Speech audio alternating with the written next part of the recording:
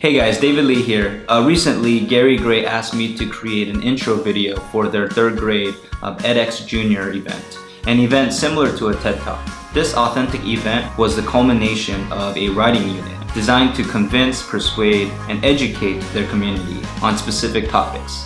The intro video was a way to give students time to transition between speeches. Once a student was finished, the teacher would play the intro, the student would get off, and then the next student would come up to present.